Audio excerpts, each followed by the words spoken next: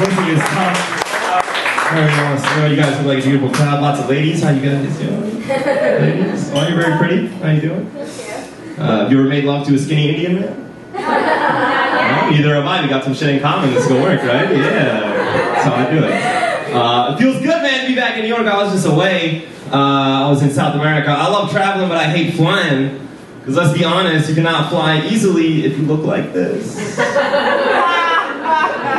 It's always the same shit. You get to the airport, you wait behind some guy for 2 hours, you get to the front, the guy's like, "Excuse me, sir, but you have been randomly selected."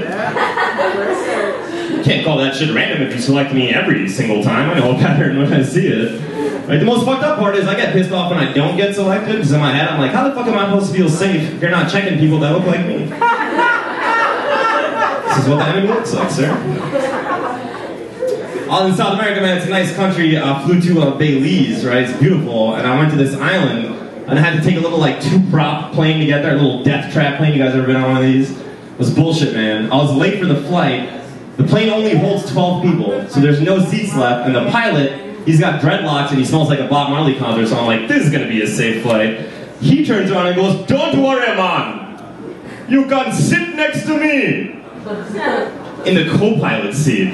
So now I'm sitting in the co-pilot seat of this little death-defying aircraft. I'm looking at the dashboard, right? There's no gas gauge, no altitude meter, no GPS. I was like, holy shit. This is the first time in my life I've actually been afraid to be on an airplane. When I turned around, I realized I was nowhere near as afraid as the 11 white people that saw me sitting in the co-pilot seat. Those people were scared shitless. They're like, is there a ferry? Take that. I love traveling, man. I lived in China for a year. That's a crazy place. Here's something you might not know about China. It's full of Chinese people. I know it sounds ridiculous, but wait till you get off the plane and you're like, oh shit, it's just them. That shit will freak you out. It's like 6 days later, you're walking around like, just open your eyes! Open them!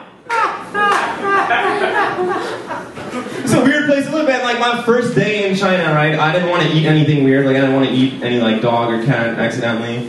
So I got into a cab, and I was like, yeah, I'll play it safe. I'll go to McDonald's. That was, like, the most international shit I could think of. So I told the cab driver McDonald's, and he had no idea what I was talking about.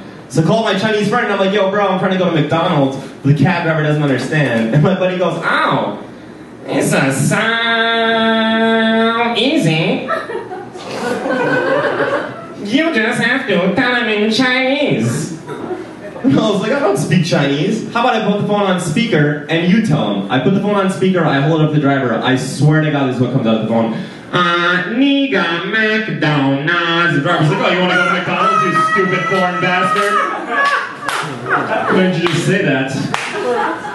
By the way, man, that's a real Chinese word, niga.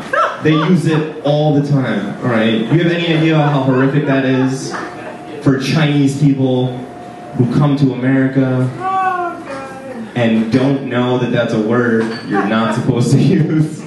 Right? You could picture it, some guy gets off the plane from Shanghai at JFK.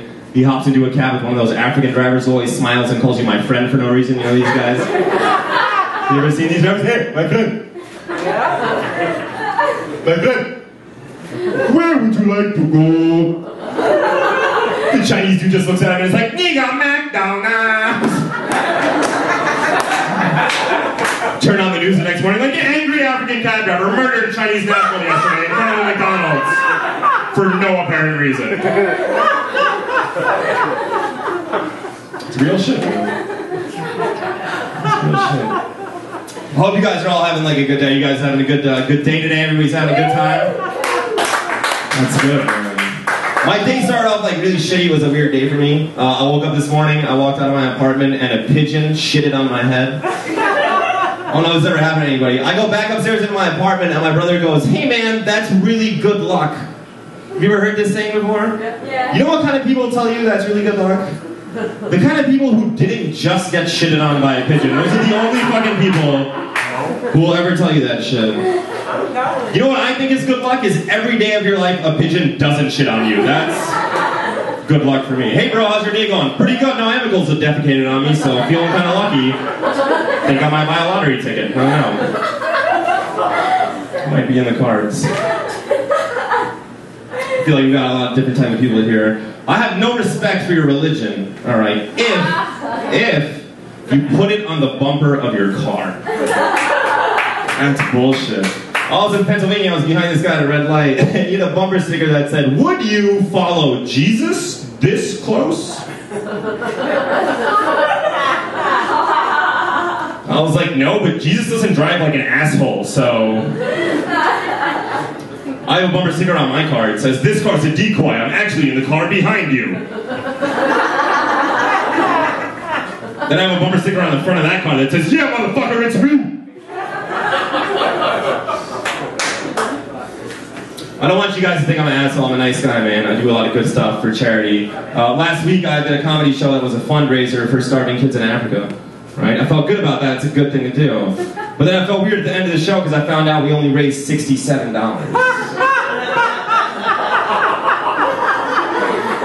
Which is fucked up. Do you have any idea how much it costs to send $67 to a village in Africa? $68, that's the exact fucking cost. Do you know what that means? That means somewhere in Africa there's a starving child who owes me $1. I was like, fuck it, man, I'll reverse the whole shit on him. I'll let him send me 5 cents a week for 24 weeks. I know what you're thinking, yo, Akash, that's $1.20. I'm like, yeah, fuck it, even starving kids in Africa need to learn how interest works.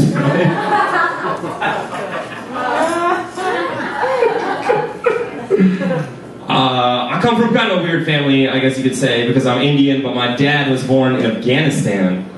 That always weirds people out, right? They're like, Afghanistan, that's crazy. I'm always like, yo, listen, relax, don't worry.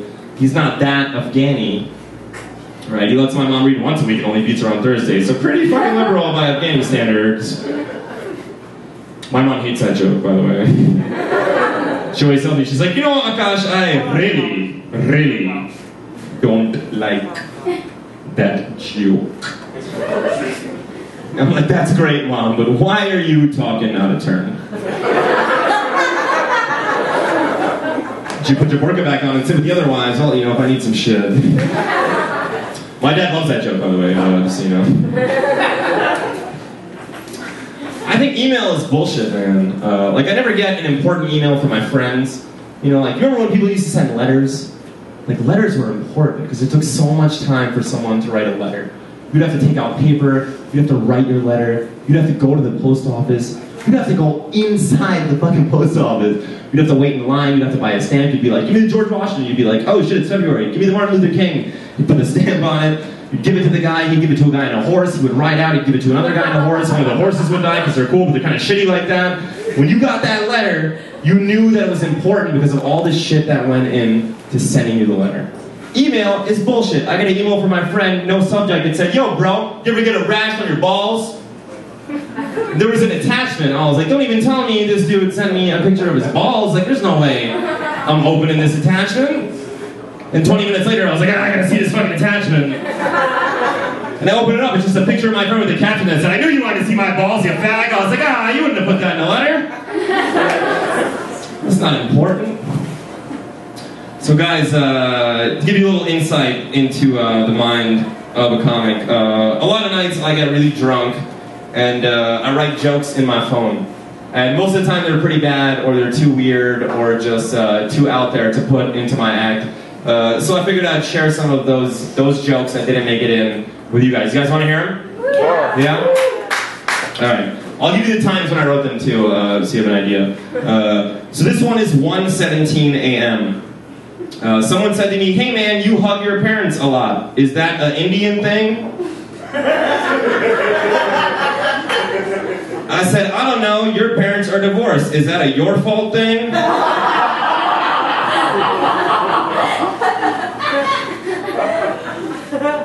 This one is 2:39 a.m. I'm a nice guy. Whenever I tuck a dollar bill into a stripper's G-string, I say, this is for college. Just kidding, I say, this is for your son. Just kidding, I say, this is so next time you don't have to have the baby.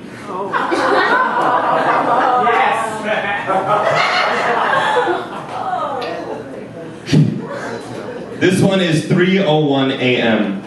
You can't be angry if you get molested on Halloween. What? Because it's trick or treat. Sometimes you get the trick.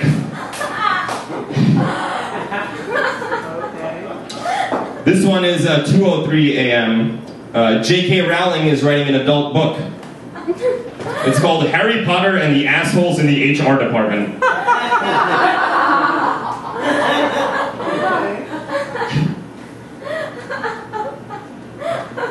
Are you a big Harry Potter fan, or you just love that one shitty joke that I wrote at 2:37? I am. Okay, they get more fucked up as they get later. This one is 4:03 a.m. Everyone in entertainment is either Jewish or gay. Either way, Jesus hates you.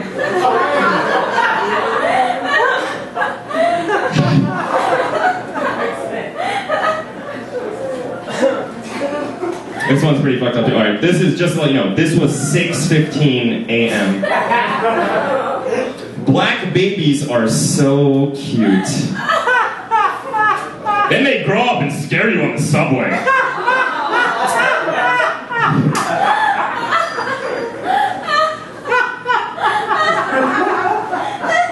Really? You're either like the best audience member ever or actually racist. Those are the only two things.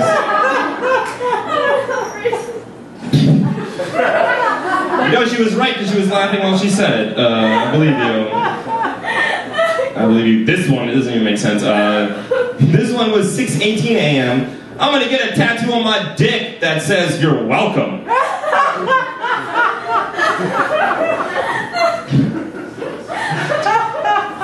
This is the last one, guys. This is kind of a...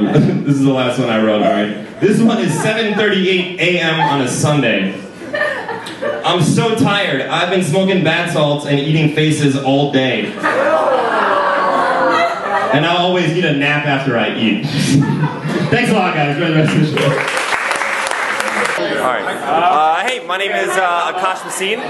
I'm Indian, born in Jersey, and I've been doing comedy for 4.5 years now. Perform all over New York, Connecticut, New Jersey, Pennsylvania. And if you want to find me, you can find me on Facebook at Akash, A-K-A-S-H, Bhasin, B-H-A-S-I-N. Or on Twitter at Akash is Trouble. And if I had one joke I had to leave you with, it would probably be a dirty one. It would be I had anal sex with my girlfriend for the first time the other night. I loved it. She didn't like it. So next time I think I'm going to switch my technique up a little bit and wake her up first. That was a good one. Alright, man. We out. Alright. Every day.